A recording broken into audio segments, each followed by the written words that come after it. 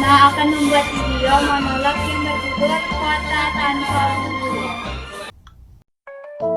Kota tanpa buku. Pernahkah kau ke toko buku, perpustakaan, atau taman bacaan? Tidakkah kau merasa istimewa ketika berada di dalamnya?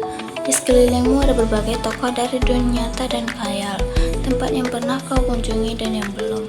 Informasi dan cerita dari masa lalu, masa kini, dan masa depan. Semua berpadu, semua berada dalam genggamanmu. Saat berada di antara buku, tidakkah kau merasa menjadi raja dan ratu? Ruang dan waktu seolah menyatu tanpa batas.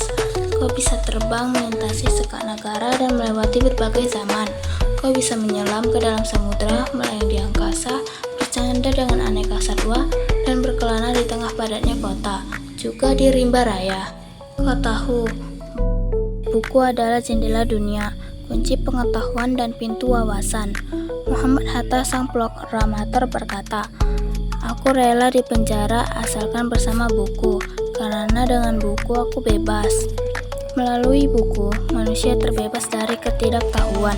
Tempat-tempat yang dipenuhi buku adalah harapan berkembangnya pengetahuan dan wawasan. Apa jadinya jika kotamu tanpa buku? Pantaskah dia disebut kota? Di kota itu, mungkin kabar datang dari sumber lain, dari koran, televisi, atau internet. Mungkin informasi dan cerita datang dari cerita nenek moyang. Bagai dongeng-dongeng sebelum tidur, irama warganya pun tiada beda. Bangun pagi, bertebaran di muka bumi untuk berbagai keperluan, untuk kembali pulang siang atau sore harinya. Setelah itu, mereka berangkat tidur dan memulai lagi hari berikutnya. Semua serupa. Di kota itu, mungkin ada bangunan bernama perpustakaan. Di dalamnya, buku-buku berderet dalam rak dan tak terjamah. Tiada tangan meraih dan membuka halaman demi halaman dengan sukacita. Mungkin juga ada tumpukan buku di sudut-sudut sekolah yang sepi dan berdebu, jarang dikunjungi, jarang dibaca. Buku-buku di sana teronggak tanpa nyawa. Bagaimana dengan kotamu? Mungkin kau tinggal di tengah kota yang megah, atau di gang sempit, di desa terpencil, di pesisir, atau di kaki gunung.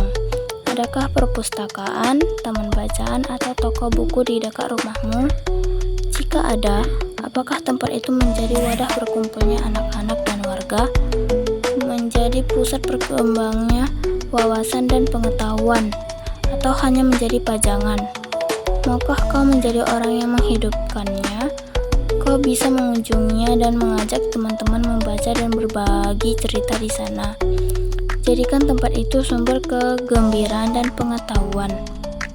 Jika tempat itu belum ada, maukah kau menjadi orang yang mulai menghadirinya? Kau bisa memulainya dari sebuah sudut di teras rumahmu.